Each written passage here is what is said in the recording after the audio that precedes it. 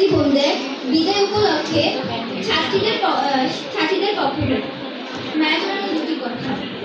হে সতীর্থবৃন্দ, সুদীর্ঘ 5টি বছর তোমাদের স্নেহময় সাহচর্যে জ্ঞান অর্জন করে জীবনকে করেছি তুমি, হৃদয়কে করেছি প্রসারিত, ফিরে পেয়েছি আত্মবিশ্বাস। জ্ঞান অর্জন করে স্নেহ দিয়ে ছায়া দিয়ে আমাদেরকে রেখেছ তোমাদের পাশে। আজ তোমরা চলে যাবে, সত্যি কি তাই? সেজন্যই কি কুকিলের কুহুতান, আমের মুকুলের গন্ধ আর পত্র পুষ্পে বেজে উঠেছে বিদায়ের করুণ রাগিনী?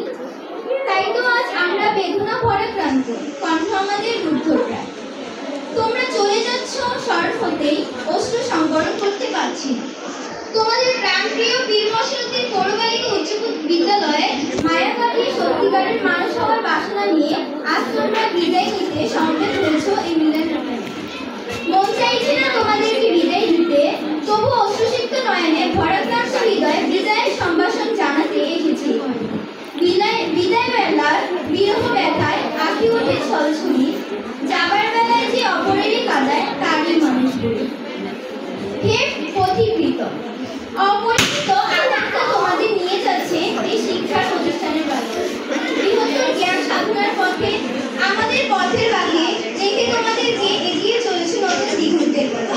পিছনে আকর্ষণকে উপেক্ষা করে জ্ঞানের প্রখরতার প্রিয় মাতৃভূমিকে উজ্জ্বল করার মানুষে আজ এগিয়ে যেতে হবে তোমাদের।